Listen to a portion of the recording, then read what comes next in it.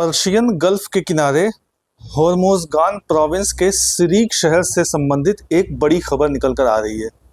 Iran और Russia के बीच एक डील हुई है जिसके अकॉर्डिंग रशिया ईरान में 4 नए पावर प्लांट बनाएगा।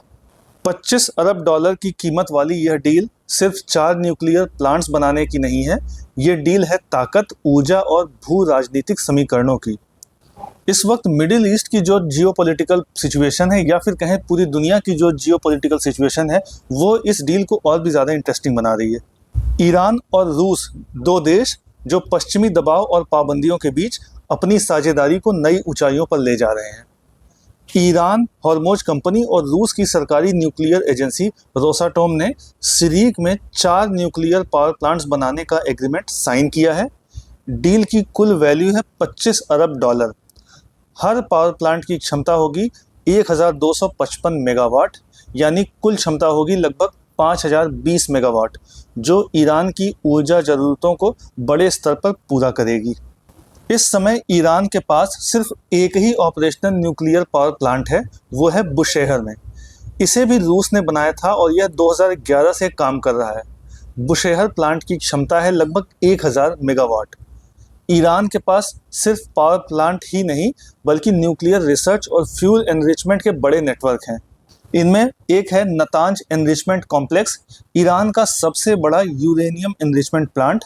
यहाँ पर हज़ारों सेंट्रीफ्यूज लगे हैं जो यूरेनियम को 3 से 5% तक एनरिच करते हैं, जो कि पावर जनरेशन के लिए करते हैं।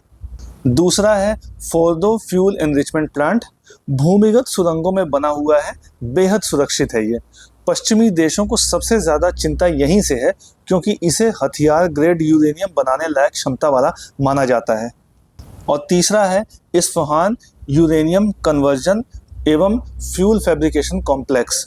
यहाँ यूरेनियम अयस्क को गैस में बदला जाता है और फिर फ्यूल रॉड्स बनाए जाते हैं, यानी ये जगह है न्यूक्लियर फ्यूल के रसोई घर जैसी। रशिया पहले से ही ईरान का न्यूक्लियर पार्टनर रहा है। 1995 में रोसाटोम ने ही बुशेहर का काम शुरू किया था। अब 2025 की यह नई डील दोनों देशों की रणनीतिक साझेदारी को और मजबूत कर रही है।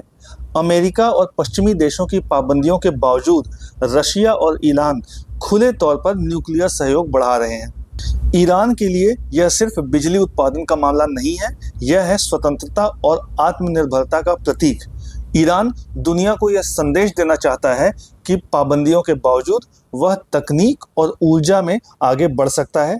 रूस के लिए यह डील मिडिल ईस्ट में अपनी पकड़ मजबूत करने का तरीका है, खासकर ऐसे समय में जब पश्चिम उसके खिलाफ यूक्रेन युद्ध की वजह से पाबंदियां लगाए हुए हैं।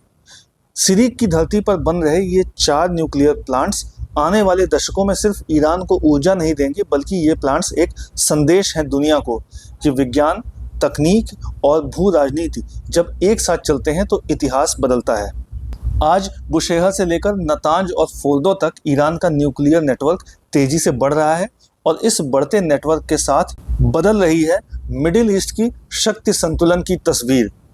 सवाल सिर्फ इतना है, क्या यह डील ऊर्जा का नया अध्याय लिखेगी या फिर जियोपॉलिटिकल तनावों की आग को और भड़का देगी।